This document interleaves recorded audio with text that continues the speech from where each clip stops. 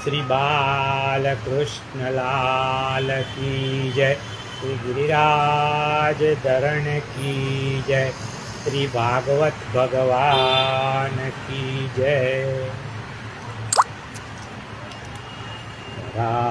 पदारविंदे न पदारविंदे न मुखारविंदे न विनिवेशयन्तं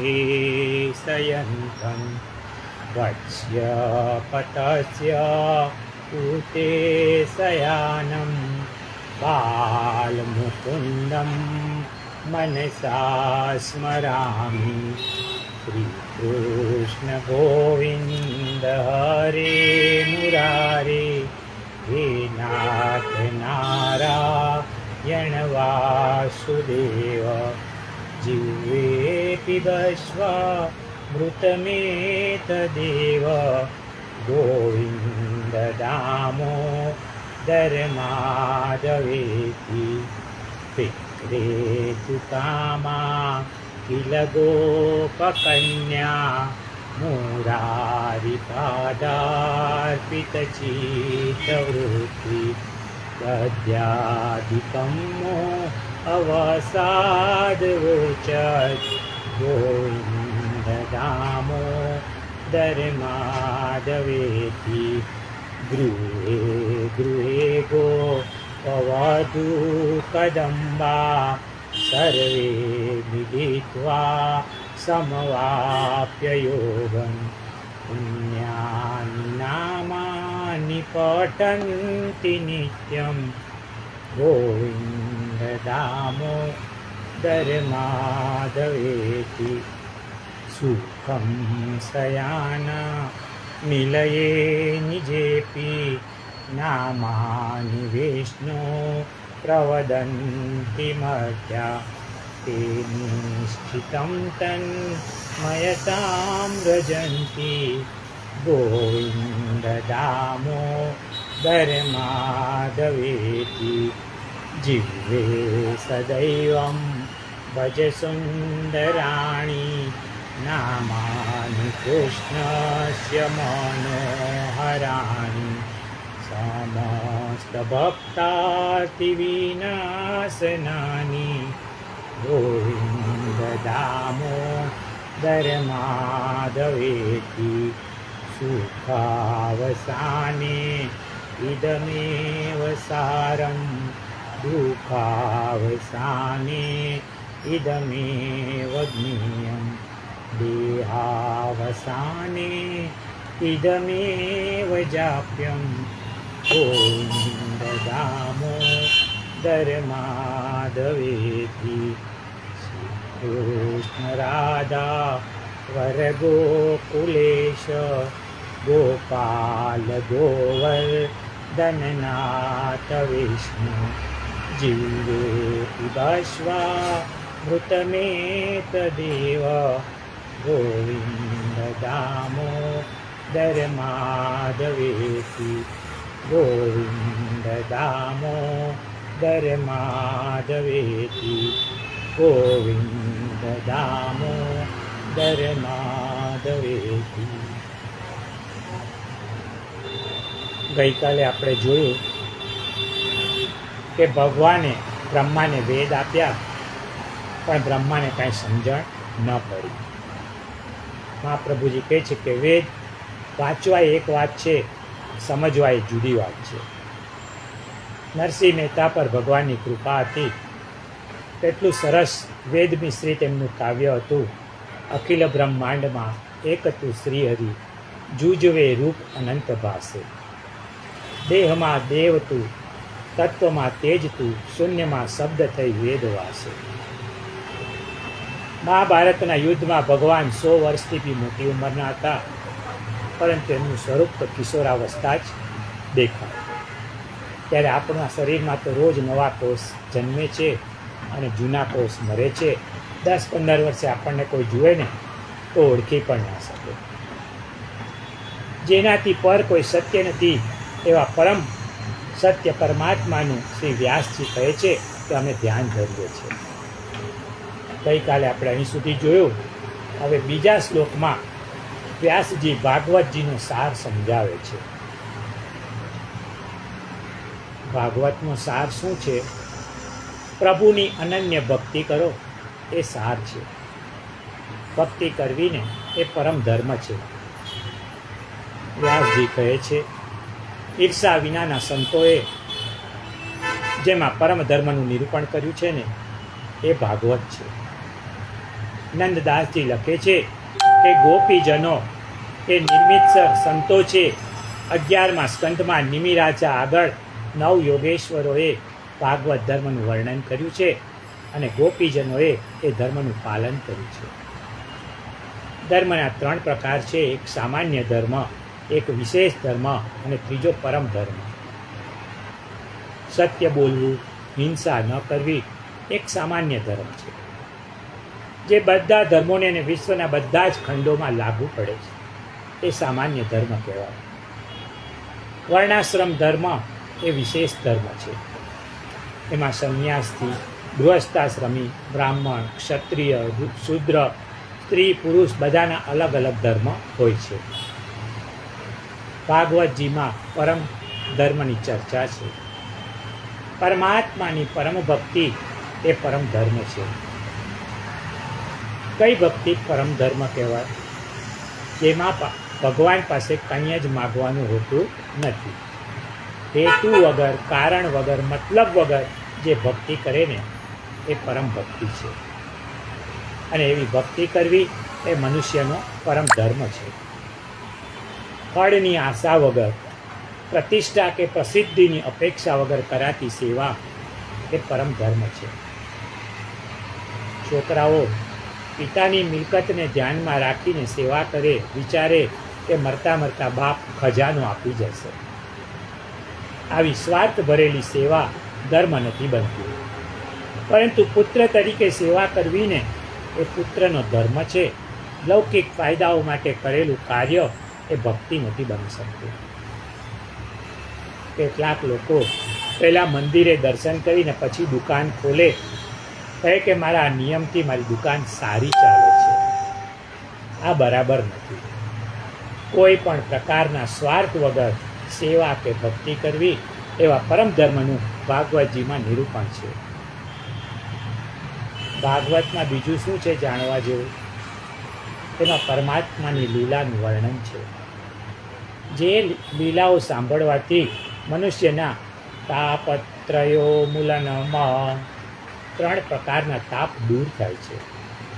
અને ભક્તિપૂર્વક સાંભળવાથી ભગવાન એના હૃદયમાં આવીને બિરાજે છે. મંગલાચરણના 3જા શ્લોકમાં વ્યાસજીએ ભાગવતનો પરિચય આપ્યો છે કે ભાગવત શું છે. ભાગવત એ તો વેદરૂપી કલ્પવૃક્ષનું ફળ છે. રસ જોઈતો હોય ને તો વૃક્ષમાંથી ન મળે, એનામાં તો ફળ ખાવું પડે. તેથી વેદ તો વૃક્ષ છે. વૃક્ષને બચકા ભરવાથી રસ નહીં મળે, કારણ વૃક્ષમાં રસ છે જ નહીં. રસ માટે એ વૃક્ષના ફળરૂપી ભાગવતનું પાન કરશો ને તો તમને રસ મળશે. આ ફળ કેવું છે? તો કે જેમાં છોતરા કે ગોટલો એવું કશું નથી. સીડલેસ, ઠળિયા વિનાની દ્રાક્ષ આવે ને એમાં આખું ને આખું રસથી ભરેલું ફળ છે. એમાં કશું એ છોડવા જેવું નથી. એમાં લીલા રસ છે, એમાં ભક્તિ રસ છે. ભાગવતમાં 9 રસ છે. હાસ્ય રસ, બીભત્સ રસ, ભયાનક રસ, રૌદ્ર રસ, અદ્ભુત રસ, શૃંગાર રસ, કરુણ રસ, વીર રસ અને શાંત રસ. માખણ ચોરી એ હાસ્ય રસની કથા છે. ચાણૂર મુષ્ટિકને ભગવાને પછાડ્યા ને એ વીર રસ છે. ઠાકોરજીનું વ્રજ છોડીને મથુરા જવું એ કરુણ રસ છે. ગોપીઓ સાથે ભગવાન રાસ રમ્યા એ શૃંગાર રસ છે. ભાગવતનું આ રસવાળું ફળ અતિશય મીઠું છે, કારણ સુખરૂપી પોપટે એ ફળને ચાંચ મારી છે. જે ફળને પોપટ ચાંચ મારે ને એ ફળ મીઠું હોય છે. સુખદેવજી સંત છે. એમના મુખમાંથી નીકળ્યું એટલે એની મધુરતા, મીઠાશ વધી ગઈ. વક્તા જેટલો સંત હોય, વૈરાગી હોય, વિદ્વાન હોય ને એટલી એની મીઠાશ વધે છે. આ ભાગવત સાંભળવાનું કે પાન કરવાનું? ભાગવત સાંભળવાની વસ્તુ નથી. સાંભળેલું તે એક કાને સાંભળો ને બીજા કાને નીકળી જાય. પરંતુ ભાગવતનું પાન કરો, સંતોની વાણીનું પાન કરવાનું હોય છે. આ ભાગવત ક્યાં સુધી સાંભળવું? તો કે આલયમ. આલયમનો અર્થ છે ભાગવત સમજવું હોય ને તો શ્રી વલ્લભાચાર્યજી વિના સમજાય. એવો સુબોધિનીજીમાં કહે છે કે જ્યાં સુધી શ્રોતાઓનો ઠાકોરજીમાં લય ન થાય ને ત્યાં સુધી સાંભળવાનું. શબ્દ મૂક્યો છે આલયમ, એટલે લય થાય ત્યાં સુધી. મતલબ શ્રોતાને સાયુજ્ય મુક્તિ ન મળી જાય ને ત્યાં સુધી ભાગવતનું પાન કરતા રહે. એટલે કે ભગવાન ન મળે ત્યાં સુધી ભાગવત સાંભળવાનું. અરે ભગવાન મળી જાય પણ પછી પણ ભાગવત છોડવાનું નથી. કારણ કે શ્રીનાથજી બાવા સાથે તો મહાપ્રભુજી વાતો કરતા હતા, છતાં શ્રી મહાપ્રભુજીએ ભાગવત છોડ્યું નથી, તો આપણે કેમ છોડવું? એટલે જ આ શ્લોકમાં કહ્યું છે મુહુરુહુ, એટલે કે વારંવાર ભાગવતજીનું પાન કરો. પણ કેટલાકને એમ થાય કે એકની એક કથા વારંવાર શું સાંભળવું? એનું કારણ છે કે જુઓ, લોખંડનો જાડો સળિયો હોય એને કાપવો હોય ને તો હથોડાના ઘાથી કપાય ખરો, પણ એને વારંવાર હથોડાના ઘા કરતા રહેવું પડે તો જ એ કપાય. આપણા કર્મના બંધનોનો સળિયા કરતાં પણ એ વધારે મજબૂત છે. તેથી એકવાર કથા સાંભળવાથી આ કર્મના બંધન તૂટે એમ નથી. વારંવાર હથોડા પડતા રહેશે ને તો ક્યારેક એ બંધન તૂટશે અને મુક્તિ મળશે. બીજું, વારંવાર સાંભળવાથી સાંભળેલું મનમાં દ્રઢ થાય છે. આ કથામાં આનંદ કોને આવે? તો કહે છે રસિકા ભૂવિ ભાવુકા. ભાવિકોને આનંદ આવે. રસિક ભાવિક કોણ? જેને કથા સાંભળતા ઊંઘનું ઝોકું ના આવે ને એ રસિક. કેટલાક તો 2-2 વાગ્યા સુધી રાતના ગપ્પા મારતા હોય, એમને ઊંઘ આવતી નથી. રાતના 12 વાગ્યા પછી તો એ મસ્તીમાં આવે, અને દિવસ હોય ને તો પણ કથામાં ઊંઘ આવે. કારણ કે કથામાં રસ નથી. એક રચના છે, ઝોલા આવે મને ઝોલા આવે, કથા સાંભળતા મને ઝોલા આવે. રોજ સવારે સત્સંગમાં જાઉં છું, વાંચે છે વ્યાસજીને ઝોલા હું ખાઉં છું. અવગુણ મોટો મારો કોણ તજાવે, કથા સાંભળતા મને ઝોલા આવે. ઝોલા આવે ને જરા ઊંઘ પણ આવે, જગત જાણે ભાઈ સમાધિ લગાવે. આદત બુરી મારી કોણ ભૂલાવે, કથા સાંભળતા મને ઝોલા આવે. તાળી પાડીને સૌ રામધૂન ગાય છે, એવે ટાણે મારી ઊંઘ ઉડી જાય છે. બોલવા જાઉં ત્યાં ખાંસી સતાવે, કથા સાંભળતા મને ઝોલા આવે. કોઈ કહે તો મને કડવું એ લાગે, સૂતેલો જીવ મારો કેમ કરી જાગે. કૃપા કરીને કોઈ કોણી લગાવે, કથા સાંભળતા મને ઝોલા આવે. કહે પુરુષોત્તમ ઝોલા નવ ખાઈએ, ઊંઘી જવાથી અમે 84માં જઈએ. સાચી વાત નહીં કોઈ જણાવે, કથા સાંભળતા મને ઝોલા આવે. વ્યાસજી કહે છે કે આ કથામાં આનંદ કોને આવે? તો કે રસિકજનોને, જેને કથા એ જ રસ છે, એનાથી વધારે બીજો કોઈ રસ નથી. દિનકર દાસ નામના એક રસિક ભક્ત હતા, કથાના ખૂબ રસિયા. કથાની પૂર્ણાહુતિના દિવસે યોગાનું યોગ એમના ભાઈનું લગ્ન. નવા કપડાં પહેર્યા હતા, માએ દાગીના પણ પહેરાવ્યા હતા. દિનકરદાસ ભાઈના વરઘોડામાં નીકળ્યા. રસ્તામાં યાદ આવ્યું કે આજે તો કથાની પૂર્ણાહુતિ છે, મહારાજને પણ કંઈક આપવું પડે. ચૂપચાપ વરઘોડામાંથી નીકળી ને કથામાં પહોંચી ગયા. કથા પૂરી થઈને એટલે શરીર ઉપરના દાગીના બધા ઉતારીને મહારાજને પોટલી બાંધીને આપી દીધા. કથા માટે સગા ભાઈનું લગ્ન છોડી દીધું. રાત્રે ઘરે આવ્યા. માએ ઠપકો આપ્યો ને દાગીના વિશે પૂછતા ખબર પડી કે દાગીના પણ કથામાં આપીને આવ્યો છે. દિનકર રાયને માએ ઘરમાંથી કાઢી મૂક્યા. દિનકર દાસ એક વૃક્ષની નીચે ગમગીન મોઢે બેઠા હતા. ત્યાં શ્રી મહાપ્રભુજીના સેવક શ્રી કૃષ્ણદાસ મેઘન ત્યાં આવ્યા.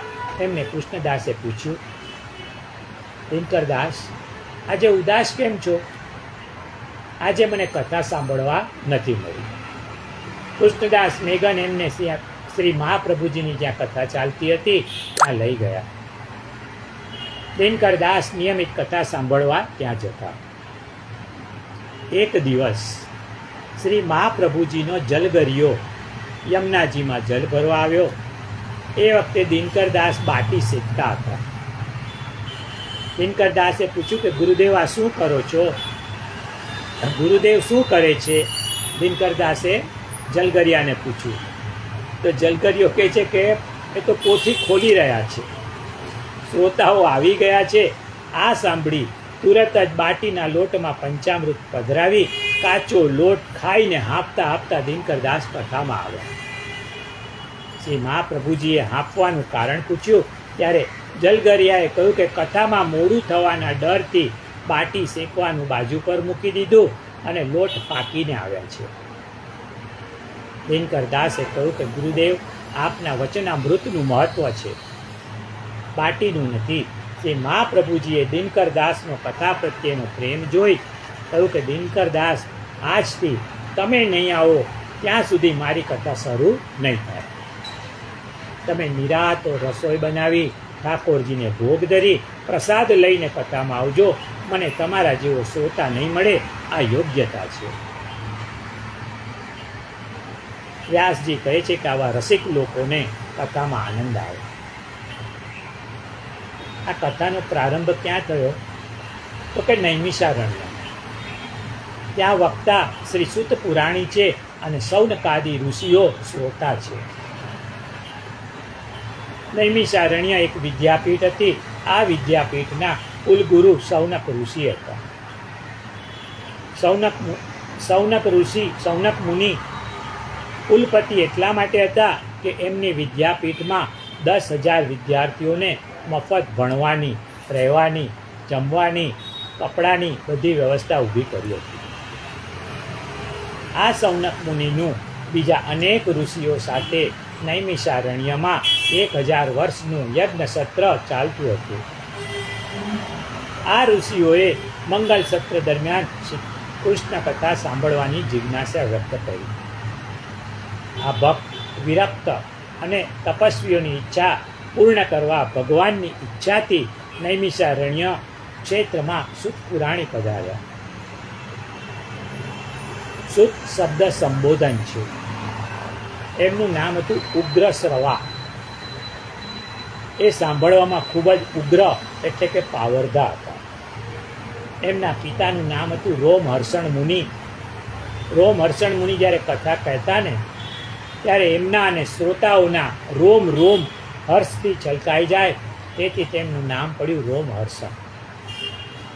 એમણે એમના પુત્ર ઉગ્રશ્રવાને તમામ શાસ્ત્રોનું જ્ઞાન આપ્યું હતું.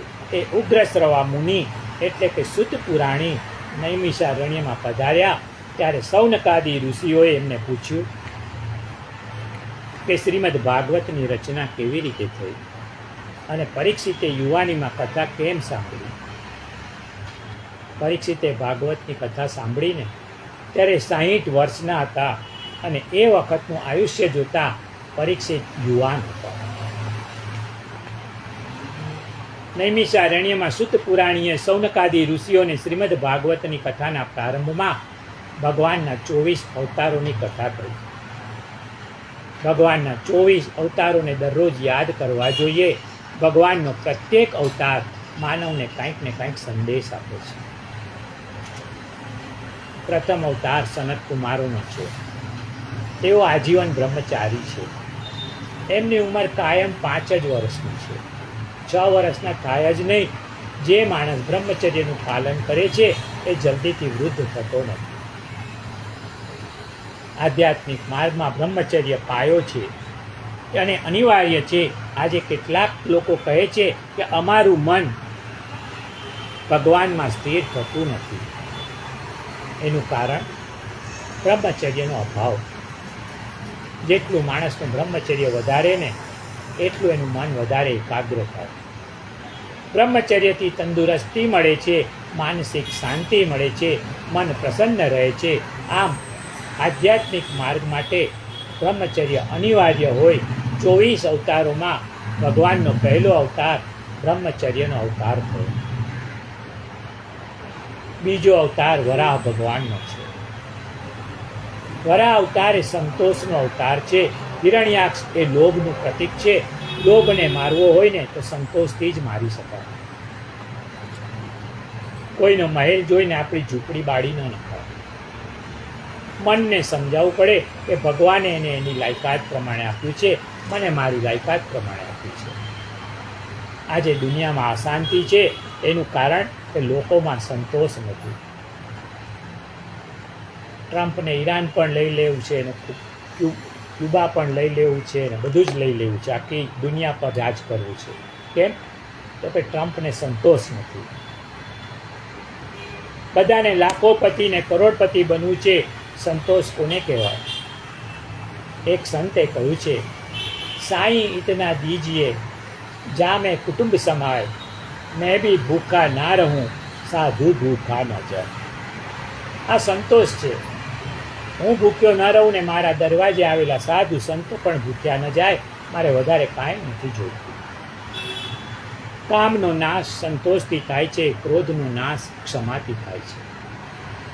ક્ષમાનો ઉપયોગ હંમેશા પારકા માટે કરવાનો હોય, પોતા માટે નહીં. આપણે ભૂલ કરીએ એને ક્ષમા કરી દઈએ, પણ બીજાના હાથે ભૂલ થાય ને તો આપણે ક્ષમા આપતા નથી. આપણી પોતાની ભૂલની ક્ષમા ન હોય પણ કડક સજા કરવી જોઈએ. પરીક્ષિતને કહ્યું કે મેં ભૂલ કરી છે, ઋષિના ગળામાં સર્પ નાખ્યો છે. તેથી એણે પોતાની જાતને સજા કરી કે હવેથી હું 7 દિવસ ભોજન અને જલનો ત્યાગ કરીશ. રાજાએ પોતાની જાતને કડક સજા કરી અને 7મા દિવસે શરીર છોડી દીધું. ભગવાનનો ત્રીજો અવતાર દેવર્ષિ નારદનો છે. એક બ્રહ્મર્ષિ, રાજર્ષિ અને ત્રીજું દેવર્ષિ. બ્રાહ્મણ કુળમાં જન્મ્યો હોય ને જીવન ઋષિ જેવું હોય ને એ બ્રહ્મ ઋષિ કહેવાય. વિનોબા ભાવે બ્રહ્મર્ષિ હતા. પૂજ્ય ડોંગરે મહારાજ બ્રહ્મર્ષિ હતા. રાજકારણમાં હોવા છતાં જીવન ઋષિ જેવું અનાસક્ત હોય ને એ રાજર્ષિ છે. આપણા વડાપ્રધાન માનનીય શ્રી નરેન્દ્રભાઈ મોદી રાજર્ષિ કહેવાય. એમનું જીવન જુઓ ને ઋષિ જેવું છે. સવારે 4 વાગે ઉઠવું, પ્રાર્થના કરવી, સાધુ સંન્યાસીને શરમાવે ને એવું સરસ જીવન આપણા નરેન્દ્રભાઈ મોદીનું છે. અમરીશ રાજા હતા છતાં એ રાજર્ષિ કહેવાયા. રાજકારણમાં હોય છતાં જીવન ઋષિ જેવું હોય ને એ રાજર્ષિ. ત્રીજો શબ્દ છે દેવર્ષિ. દેવમાં જન્મ્યો હોય ને જેનું જીવન ઋષિ જેવું હોય ને એ દેવર્ષિ. દેવો તો બધા વિલાસી હોય છે. નારદજી દેવ હતા પણ જીવન ઋષિ જેવું હોય. દુનિયાને ભક્તિ સમજાવવા માટે ભગવાને જે અવતાર લીધો ને એ દેવર્ષિ નારદનો અવતાર છે. નારદે નારદ ભક્તિ સૂત્ર લખ્યું. નારદ 5 રાત્ર નામનો ગ્રંથ લખ્યો અને દુનિયાને ભક્તિની સુગમતા સમજાવી. ચોથો નર નારાયણનો અવતાર છે. નરમાંથી નારાયણ કોણ બને? તો કે જે તપ કરે ને તે. નર નારાયણ ભગવાને દુનિયાને તપનો સંદેશ આપ્યો છે. તપ કોને કહેવાય? તો કે ક્રોધને પી જવો ને એ તપ છે.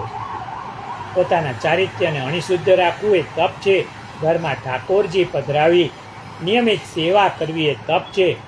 પ્રતિકૂળ સંજોગોમાં પણ મન અસ્વસ્થ ન બને એ તપ છે. ઝાડ પર લટકવું એ તપ નથી. ખરું તપ આ છે, પોતાના કામ પોતે કરી લેવા. બીજા પર આધાર ન રાખવો એ તપ એ તપ છે. બહુ મોટું તપ તો આપણાથી ન થઈ શકે, પરંતુ આવા નાના નાના નિયમો રાખીએ ને તો એ પણ તપ છે. તપશ્ચર્યાથી જ વ્યક્તિ નરમાંથી નારાયણ બને છે. ઇન્દ્રએ નર નારાયણને ગુસ્સે કરવા ખૂબ પ્રયત્ન કર્યો, પણ નર નારાયણને ક્રોધ નહીં આવ્યો. ભગવાનનો એક અવતાર નર નારાયણનો છે, યજ્ઞ નારાયણનો છે. શ્રી વલ્લભાચાર્ય મહાપ્રભુજી યજ્ઞના 3 સ્વરૂપ બતાવે છે: આદિ ભૌતિક યજ્ઞ, આધ્યાત્મિક યજ્ઞ અને આદિ દૈવિક યજ્ઞ. સ્વાહા સ્વાહા વાળો યજ્ઞ એ આદિ ભૌતિક યજ્ઞ છે. આ યજ્ઞ જ્યારે એમાં 6 પ્રકારની શુદ્ધિ હોય ને ત્યારે સફળ થાય. અર્થ શુદ્ધિ, દ્રવ્ય શુદ્ધિ, મંત્ર શુદ્ધિ, કર્તા શુદ્ધિ, દેશ શુદ્ધિ અને કાલ શુદ્ધિ. આવી 6 પ્રકારની શુદ્ધિ હોય ને તો આ સ્વાહાવાળો એટલે કે આદિ ભૌતિક યજ્ઞ સફળ થાય. આજકાલ આ યજ્ઞ ઘણા લોકો કરે છે, પરંતુ સફળ થતા નથી. કારણ એ યજ્ઞમાં 6 પ્રકારની શુદ્ધિ હોતી નથી. પરંતુ આ યજ્ઞ સફળ થાય ને તો એનું શું ફળ મળે? તો કે સ્વર્ગની પ્રાપ્તિ થાય. સ્વર્ગ એટલે શું? અત્યારની 5 સ્ટાર 7 સ્ટાર હોટલનું સુખ એટલે સ્વર્ગ. ગજવામાં પૈસા હોય ને ત્યાં સુધી આવી વૈભવી હોટલમાં રહેવા મળે. પૈસા ખતમ એટલે 1 મિનિટ પણ આપણને ત્યાં રહેવા ન દે, રવાના કરી દે. એમ પુણ્ય હોય ને ત્યાં સુધી સ્વર્ગમાં રહેવાનું, અને જેવું પુણ્ય ખતમ થાય ને એટલે સ્વર્ગમાંથી નીચે મૃત્યુ લોકમાં આવી જવાનું. બીજો યજ્ઞ આધ્યાત્મિક યજ્ઞ છે. એકાદશીનું વ્રત કરવું, જન્માષ્ટમીનું વ્રત કરવું, સ્વાધ્યાય કરવું એક આધ્યાત્મિક યજ્ઞ છે. વ્રત કેવું હોવું જોઈએ? તો કે આપણામાં વ્રત કરવાની ઈચ્છા ખરી, પણ વ્રતમાં નિષ્ઠા નથી. એકાદશી કરીએ ને ભાવતી ચીજ જોઈએ ને તો મનમાં થાય કે અરે આજે ક્યાં એકાદશી આવી. નિષ્ઠાનો અભાવ. જીવનમાં વ્રત અનિવાર્ય છે. સાચું બોલવાનું વ્રત લો, કોઈની નિંદા ન કરવાનું વ્રત લો, એકાદશી કરવાનું વ્રત લો, બ્રહ્મચર્ય પાલનનું વ્રત લો, કોઈને કોઈ વ્રત લો. વ્રત સિવાય જીવનનો વિકાસ નહીં થાય. જેને આત્મ વિકાસ કરવો છે ને એણે કોઈને કોઈ વ્રતનો આશરો લેવો જ જોઈએ. જેમ ભીષ્મએ બ્રહ્મચર્યનું વ્રત લીધું તો મરતા સુધી એનું પાલન કર્યું. મનુષ્યનું જીવન છે. ભગવાને મન તો મનુષ્ય અને પશુ બધાને આપ્યું છે, પરંતુ મનના ઉપર બુદ્ધિ અને વિવેક એ માત્ર મનુષ્યને આપ્યા છે. પશુમાં વિવેક બુદ્ધિ હોતી નથી. એટલે આહાર, નિંદ્રા, ભય એથી વિશેષ કશું કરી શકે નહીં. ત્યારે મનુષ્યમાં તો વિવેક છે. શું કરવું, શું ન કરવું, ક્યારે કરવું, ક્યારે ન કરવું, આવું બધું એ વિચારી શકે છે. એક દિવસ કેટલાક શિયાળવા ભેગા થયા. વિચાર્યું કે આ માણસો જાત જાતના વ્રત કરે છે તો આપણે પણ એક વ્રત કરીએ. બધા ભેગા થઈને બ્રહ્માજી પાસે ગયા ને કહે છે કે ભગવાન અમને કોઈ વ્રત આપો. બ્રહ્માજીએ કહ્યું આજનો દિવસ સારો છે, આજે તમે બધા ઉપવાસ કરો. બધા રાજી થયા. બધા બ્રહ્મલોકથી ઘરે જઈ રહ્યા છે. બ્રહ્માજીએ એમની વ્રત ઉપરની નિષ્ઠા કેવી છે ને એની પરીક્ષા લેવા એમની આગળ રસ્તામાં મરેલું એક પ્રાણી દેખાડ્યું. પ્રાણી જોઈને શિયાળવાને કહ્યું કે બ્રહ્માજીએ આજે ક્યાં વ્રત આપી દીધું. અનાયાસે આજે કુદરતે પેટ ભરીને ભોજન આપ્યું છે અને આ વ્રત વચમાં આવે છે. બધાએ ફરી વિચાર કર્યો. પાછા બ્રહ્મા પાસે ગયા અને કહ્યું કે અમને વ્રતનો બીજો દિવસ આપો ને આજનો ને. બ્રહ્માએ કહ્યું કે મને કોઈ વાંધો નથી, તમે વ્રતનો દિવસ બદલી શકો છો. બધા ખુશ ખુશ થઈ ગયા. જ્યાં પેલું મરેલું પ્રાણી પડ્યું હતું ત્યાં પાછા આવ્યા, પણ ત્યાં આવીને જુએ છે તો ત્યાં કશું છે નહીં. અને બધા શિયાળવા રડવા લાગ્યા, જે આજ સુધી રડ્યા કરે છે. આપણી પણ આવી જ હાલત છે. આપણામાં પણ નિષ્ઠાનો અભાવ છે અને આપણું મન આપણા કાબૂમાં નથી. ભાગવતની કથા સાંભળવી અને બેસાડવી એ આધ્યાત્મિક યજ્ઞ છે. તેથી જ આપણે કહીએ છીએ શ્રીમદ ભાગવત સપ્તાહ જ્ઞાન યજ્ઞ. આ આધ્યાત્મિક યજ્ઞ સફળ થાય ને તો એનું ફળ છે ચિત્તની વિશુદ્ધિ અને ક્યારેક પ્રભુની પ્રાપ્તિ. ત્રીજો યજ્ઞ આદિદૈવિક યજ્ઞ છે. ઘરમાં ઠાકોરજી પધરાવી એમની સેવા કરવી, એ ઠાકોરજીને વિવિધ પ્રકારની સામગ્રી ધરવી, અન્નકૂટ 56 ભોગ ધરવા, એ આદિદૈવિક યજ્ઞ છે. કોઈને પ્રશ્ન થાય કે યજ્ઞમાં તો અગ્નિ જોઈએ અને આવી સેવામાં તો અગ્નિ હોતો નથી, તો પછી આ સેવા યજ્ઞ કઈ રીતે કહેવાય? ઠાકોરજીના મુખમાં અગ્નિ છે, માટે વેદ કહે છે મુખાદગ્નિ રજાયત.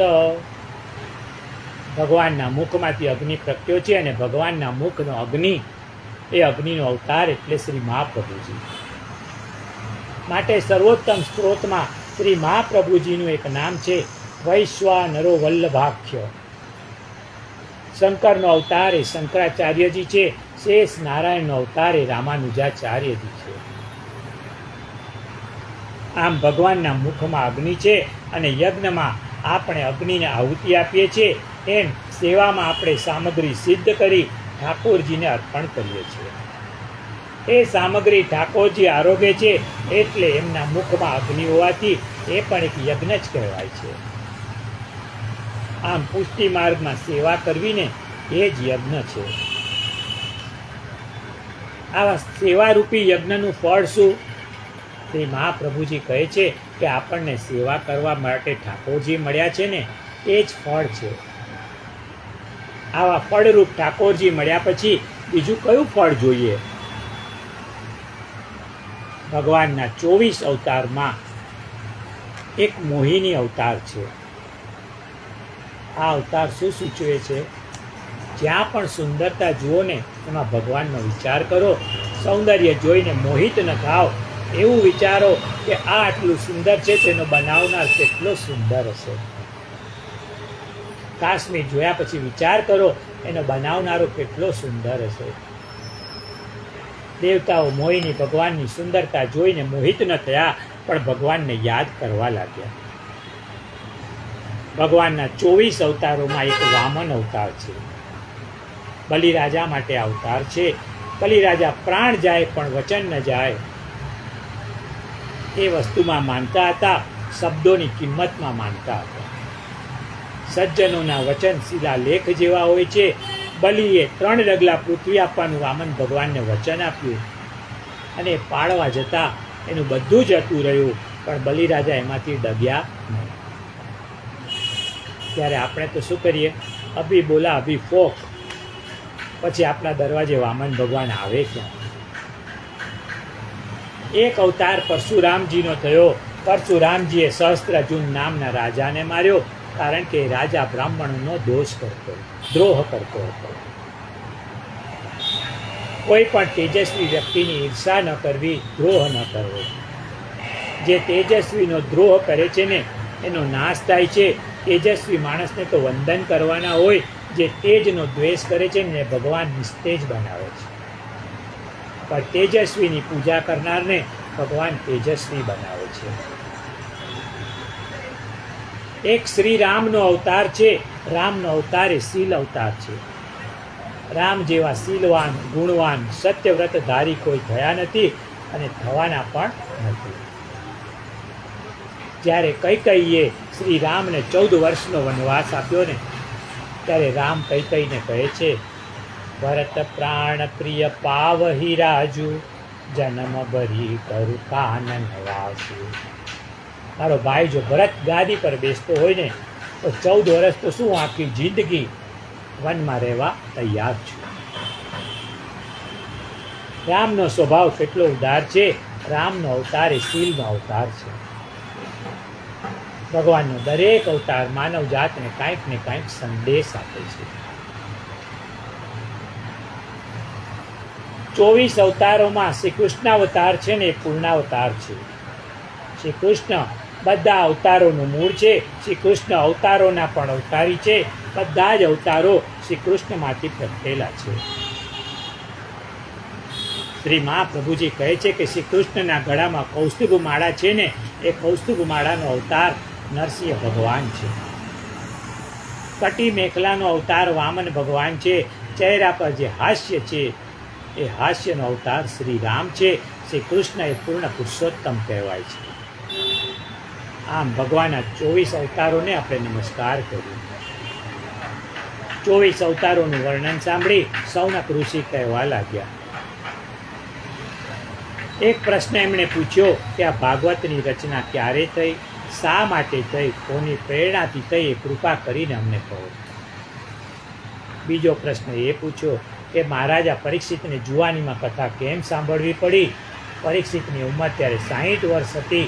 60 વર્ષનો માણસ આજે ગરડો કહેવાય, પણ એ સમયે 60 વર્ષનો માણસ બાળક કહેવાય. સતયુગમાં માણસની ઉંમર લાખ વર્ષની હતી. ત્રેતામાં 10,000ની ઉંમર હતી. દ્વાપરમાં માણસની ઉંમર 1,000 વર્ષ થઈ અને કલયુગમાં માણસની ઉંમર 100 વર્ષની છે. એમાંય બધા 100 વર્ષ જીવતા નથી. 80-90 તો બહુ થઈ ગયા. મહારાજા પરીક્ષિત દ્વાપર યુગમાં હતા. એ યુગમાં માણસ 1000 વર્ષ જીવતા હતા. એ યુગમાં 60 વર્ષના પરીક્ષિત રાજા એ બાળક કહેવાય.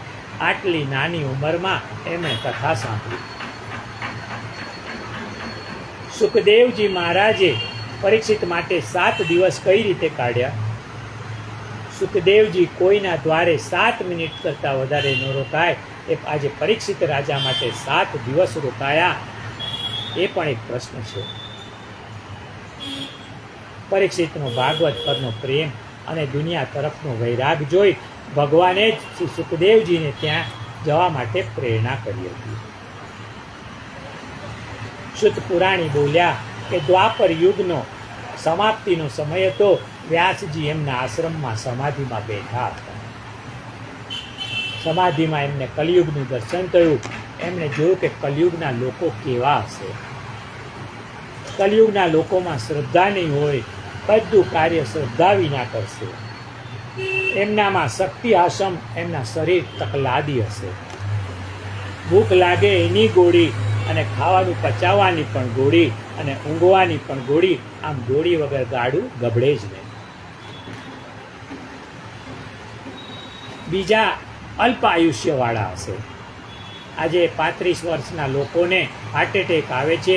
કોઈ ગામમાં 30 વર્ષનો માણસ જીવતો હશે તો આશ્ચર્ય ગણાશે. એટલા ટૂંકા આયુષ્યના લોકો થશે. શરીરમાં આજે જાત જાતના રોગો થશે. નવા નવા જાતના રોગોના નામ આવશે. કોરોના. બીજા દોષોનું વર્ણન કરતા વ્યાસજી કહે છે કે એમની યાદ શક્તિ ઘટી જશે. સવારનું સાંજે યાદ નહીં રહે, પણ નહીં યાદ રાખવાનું ઘણું બધું યાદ રાખે છે. આજના લોકો માત્ર ને માત્ર કથા વાર્તામાં સાંભળેલું જ ભૂલી જાય છે. એક માજી, એમના ઘરે લગ્ન પતી ગયા પછી એમની છોકરાની વહુ લાડવા લઈ ને પાડોશીને ત્યાં ઢાંકવા જતી હતી. માજીએ કહ્યું કે વહુ કેટલા લાડવા લીધા. વહુએ કહ્યું કે 4. માજી કહે છે એમાંથી એક કાઢી લો. પાડોશીને ત્યાં 7 વર્ષ પહેલાં લગ્ન હતા ત્યારે એમણે આપણા ઘરે 3 જ લાડવા ઢાંક્યા હતા, એટલે તું પણ 3 ઢાંકી આવ. આ માજીએ 7 વર્ષ પહેલાંની કેવી વાત યાદ રાખી. પણ એમને કથાની બાબતમાં પૂછવામાં આવે ને તો કે મહારાજ એવું બધું અમને કશું યાદ ન રહે. વ્યાસજીને કહ્યું કે કલિયુગના લોકો એમની નબળી યાદ શક્તિને લીધે વેદ પૂરેપૂરો યાદ રાખી શકશે નહીં. તેથી વ્યાસજીએ વેદના 4 વિભાગ કર્યા. ભગવાન વેદ વ્યાસે પ્રથમ 17 પુરાણોની રચના કરી. વ્યાસ મહર્ષિનું નામ બાદરાયણ પણ છે. સંસ્કૃતમાં બોરના ફળને બદરી ફળ કહે છે. વ્યાસ મહર્ષિએ બોર ખાઈને તપસ્યા કરેલી, તેથી એમનું એક નામ બાદરાયણ છે. પરંતુ વ્યાસજીનું મૂળ નામ તો શ્રી કૃષ્ણ દ્વૈપાયન છે. આ નામમાં કૃષ્ણ એટલે એમનો વર્ણ શ્યામ હતો, તેથી કૃષ્ણ અને દ્વૈપાયન એટલે એમનો જન્મ દ્વીપમાં થયો હોય એમનું નામ શ્રી કૃષ્ણ દ્વૈપાયન થયું. અને શ્રી કૃષ્ણ દ્વૈપાયને વેદો અને પુરાણોનો વિસ્તાર કર્યો, એટલે એમને વેદ વ્યાસ નામથી ઓળખવામાં આવે છે. શ્રી વ્યાસ મહર્ષિને મનમાં વિષાદ થયો કે કલયુગના લોકોનો ઉદ્ધાર કઈ રીતે થાય. વ્યાસજીએ વેદના વિભાગ કર્યા, 17 પુરાણો લખ્યા, 1,00,000 શ્લોકનો મહાભારત ગ્રંથ લખ્યો. આટલું કરવા છતાં એમને સંતોષ ન થયો. તેઓ વિષાદમાં ડૂબ્યા છે, ઉદાસ છે, એમના મનને શાંતિ નથી. જે વ્યાસજીનો અવતાર પરોપકાર માટે છે, એમણે સંપૂર્ણ જીવન પરોપકાર માટે ઘસી નાખ્યું. છતાં કહ્યું કે મારે કરવાનું તો કર્તવ્ય બાકી છે, હજી કાંઈક ખૂટે છે. એટલામાં ફરતા ફરતા ત્યાં નારદ ઋષિ આવ્યા. નારદને જોઈ અને વ્યાસજીને આનંદ થયો. નારદજીનું સ્વાગત કર્યું.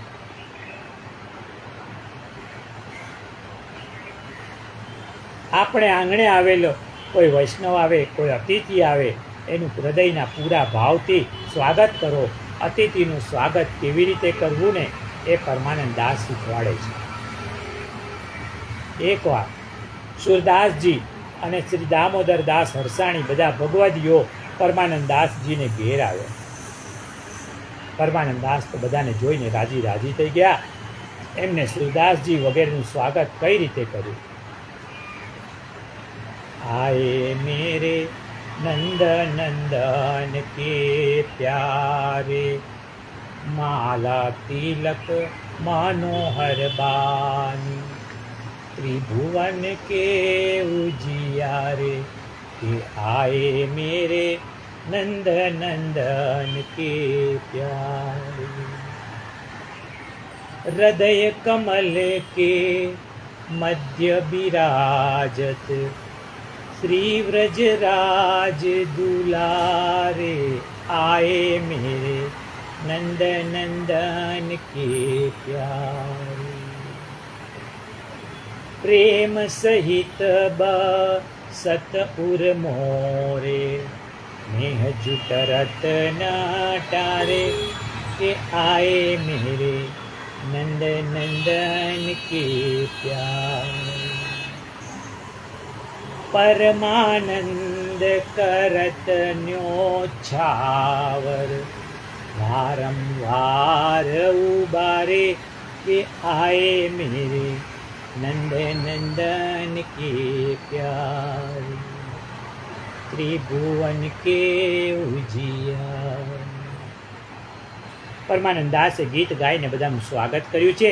કહે છે કે જેના ગળામાં કંઠી છે, જેના કપાળમાં તિલક છે અને જેના મુખમાં ભગવાનની વાણી છે ને, એવા પરમ વૈષ્ણવ મારે ઘેર ક્યાંથી. તાદસી ભગવદીઓનું સ્વાગત કેમ કરવું ને એ શીખવા જેવું છે. કારણ એમના હૃદયમાં ઠાકોરજી જાગૃત સ્વરૂપે બિરાજે છે.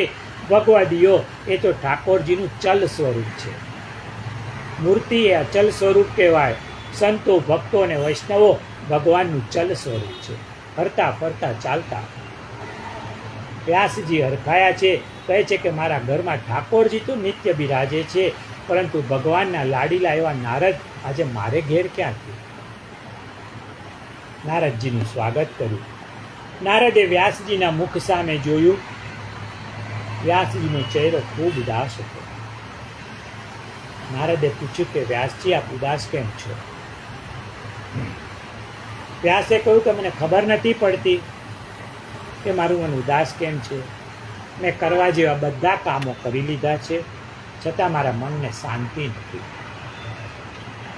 નારદે કહ્યું આપની ઉદાસીનતાનું કારણ હું જાણું છું.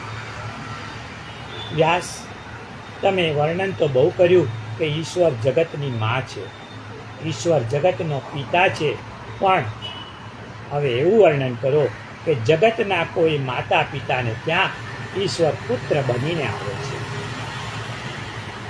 વ્યાસ, તમે વર્ણન એવું તો ઘણું કર્યું કે પરમાત્મા અનંત કોટી બ્રહ્માંડોને ધારણ કરે છે, પરંતુ એ જ પરમાત્માને માં યશોદા પોતાના ખોળામાં ધારણ કરે છે એવું વર્ણન નથી કર્યું. વ્યાસ, તમે એવું વર્ણન તો બહુ કર્યું કે બ્રહ્મ સ્તુતિથી પ્રસન્ન થાય છે, પરંતુ એ જ બ્રહ્મ વ્રજવાસીઓની ગાળોથી પણ પ્રસન્ન થાય છે એવું વર્ણન તમે નથી કર્યું. જ્યાં સુધી તમે એવું વર્ણન નહીં કરો ને ત્યાં સુધી તમારા મનને શાંતિ નહીં મળે. વ્યાસ, તમે ભગવાનના મહિમાનું વર્ણન કરો. પેટ ભરીને ભગવાનનો યશ ગાઓ તો તમને શાંતિ મળશે. ભગવાનના યશોગાનમાં બહુ જ શક્તિ છે.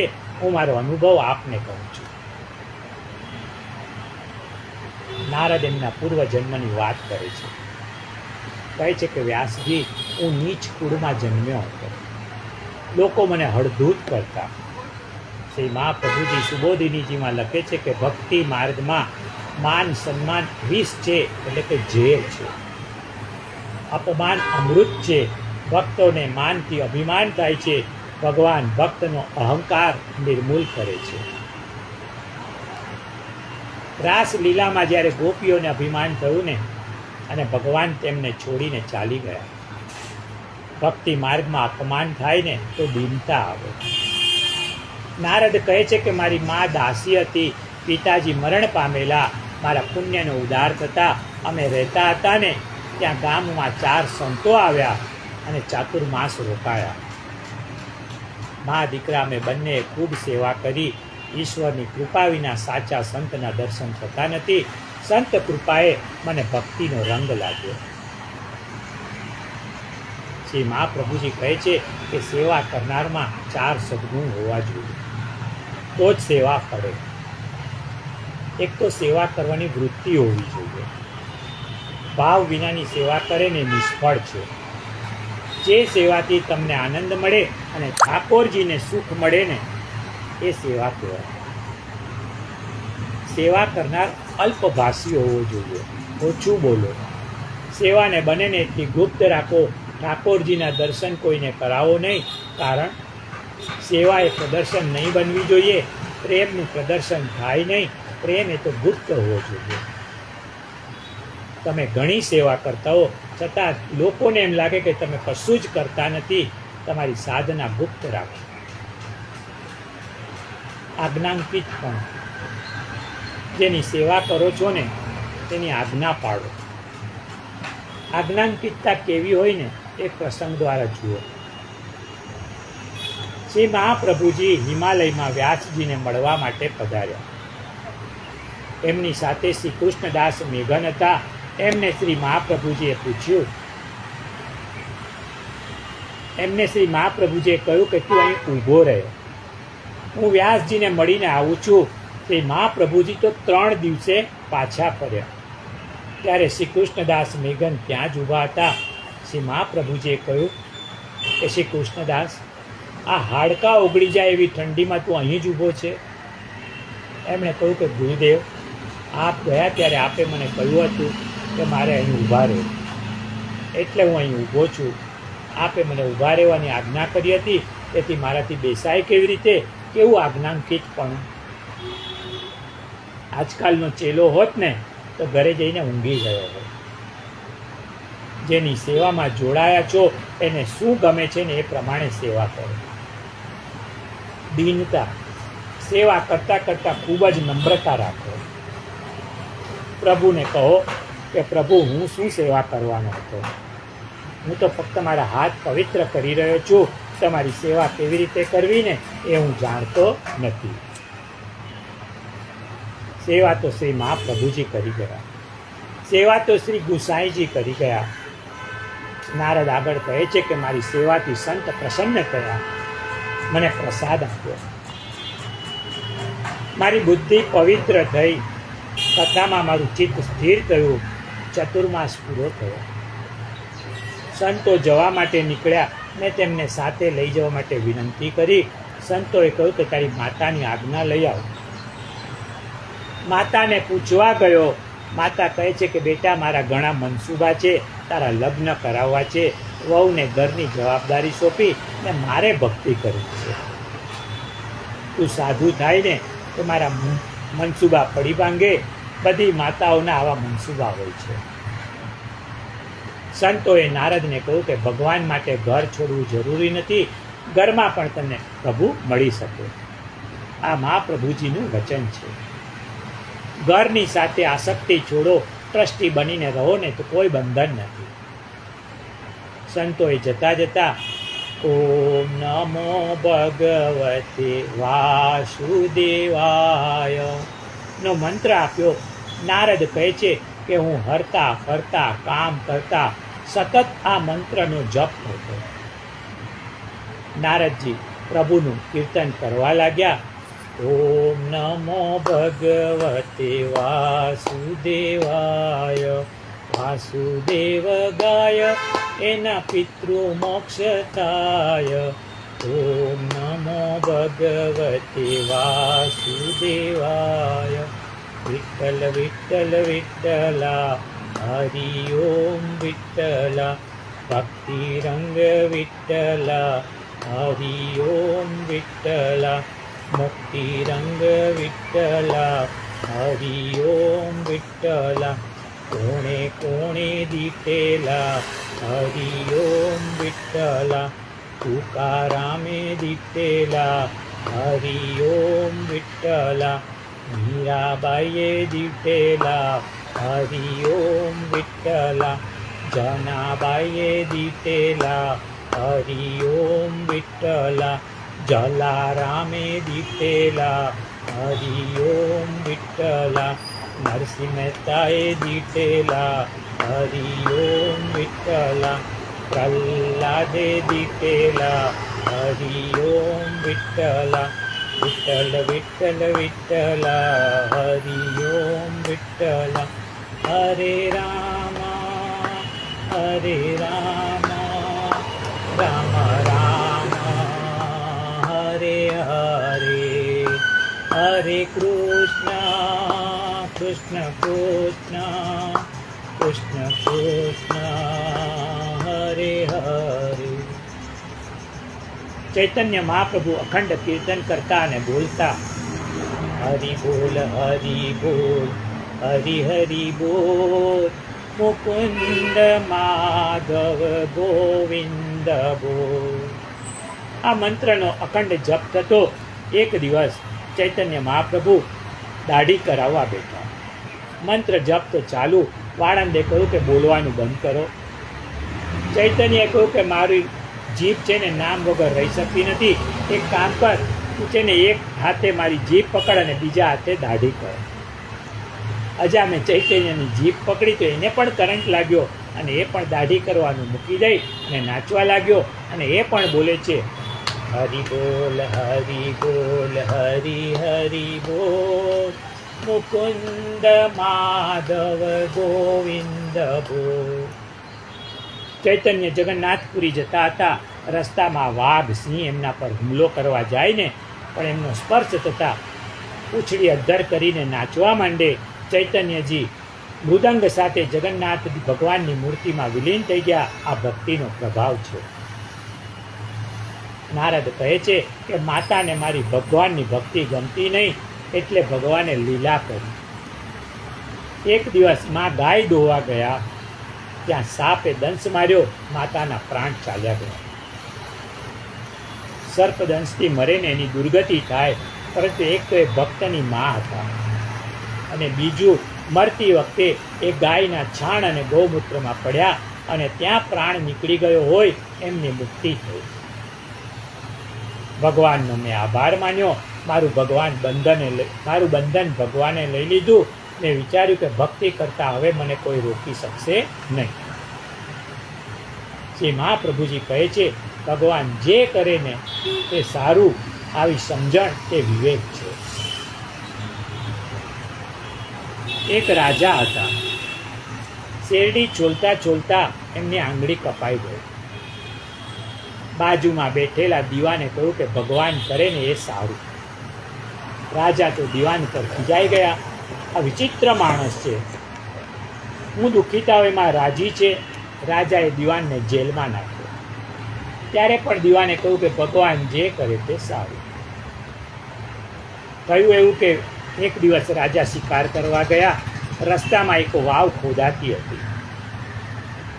વાવમાં પાણી આવે ને કોઈ તાંત્રિકે કહ્યું કે 32 લક્ષણા પુરુષને લાવી અને બલિ ચડાવો ને તો પાણી આવશે. આવા માણસને શોધતા હતા એટલામાં રાજા ત્યાં જઈ ચડ્યો. એને પકડીને લઈ ગયા. એનો બલિ આપવાની તૈયારી કરી. એટલામાં તાંત્રિકની નજર રાજાની આંગળી પર પડી. એણે કહ્યું કે આ માણસ નહીં ચાલે, એના અંગમાં ખોડ છે.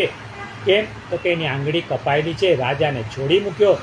રાજાએ નિરાંતનો શ્વાસ લીધો. ઘરે આવ્યો. એને મંત્રીની વાત યાદ આવી. એણે મંત્રીને જેલમાંથી મુક્ત કર્યો અને જે હકીકત બની હતી ને એ કહ્યું. રાજાએ દીવાનને પ્રશ્ન કર્યો કે તમે મારી આંગળી કપાઈ ગઈ ત્યારે કહ્યું કે ભગવાન જે કરે એ સારું, એ તો હું સમજી ગયો, પરંતુ મેં તમને જેલમાં પૂર્યા ત્યારે પણ તમે આ જ સૂત્ર કહ્યું હતું, એનું રહસ્ય હું સમજ્યો નહીં. દીવાને કહ્યું કે રહસ્ય સ્પષ્ટ છે. જો તમે મને જેલમાં ન પૂર્યો હોત તો આપ મને સાથે લઈને જ શિકાર કરવા જાય. રાજા કે હા, અને મારું તો કોઈ અંગ ખંડિત થયેલું નહીં, એટલે એ લોકો મને બલિ ચડાવી દે. એટલે ભગવાને જે કર્યું ને એ સારું કર્યું. આપણે બંને બચી ગયા. નારદ ઋષિએ માતાની ક્રિયા કરી અને ગામ છોડ્યું. જંગલમાં આવી પીપળાના વૃક્ષ નીચે બેસીને ધ્યાન કર્યું. ધ્યાન માટે પીપળો અને આરોગ્ય માટે લીમડો, ઔષધિ માટે ઉંબરો અને શીઘ્ર સિદ્ધિ માટે વડ. આ વનસ્પતિ વિજ્ઞાન છે. પીપળો એ જ્ઞાન વૃક્ષ છે. ધ્યાન કરતા કરતા નારદને અંતરમાં પ્રભુના દર્શન થયા. ભગવાનનો સાક્ષાત્કાર થવાનું અનુભવ્યું, પણ આંખ ખોલીને તો દર્શન ન થયા. ત્યારે રડવા લાગ્યા કે મને બહાર દર્શન કેમ નહીં? ભગવાને કહ્યું કે તારી સાધના હજી અધૂરી છે, તું વધારે ભક્તિ કર. નારદ કહે છે કે ભક્તિ કરતા કરતા મારું આયુષ્ય પૂરું થયું. બીજા જન્મમાં હું બ્રહ્માનો પુત્ર થયો. મારા પિતા આંગળી પકડીને મને વૈકુંઠમાં લઈ ગયા. ભગવાને મારું નામ નારદ પાડ્યું. ભગવાને મને દેવદત્ત નામની વીણા આપી. નારદ કહે છે કે હું પ્રત્યેક ક્ષણ ભગવાનના ગુણાનુવાદ ગાઉં છું. ભગવાને આપણને પણ કંઠરૂપી વીણા આપી છે.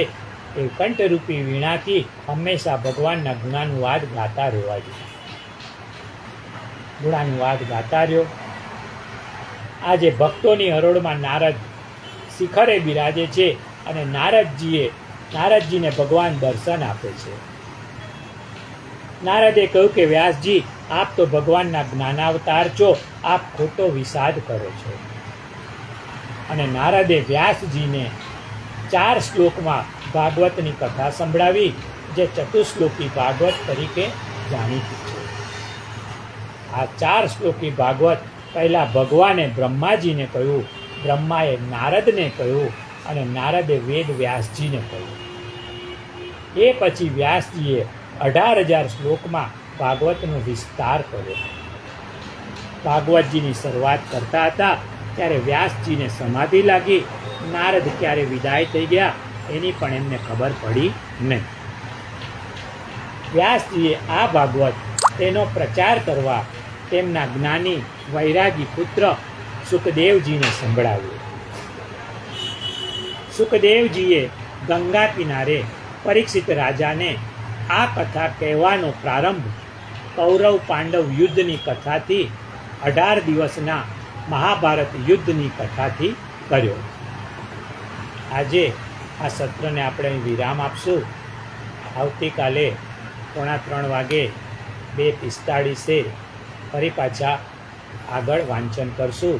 ત્યાં સુધી સર્વને જય શ્રી કૃષ્ણ, જય શ્રી કૃષ્ણ, જય શ્રી કૃષ્ણ.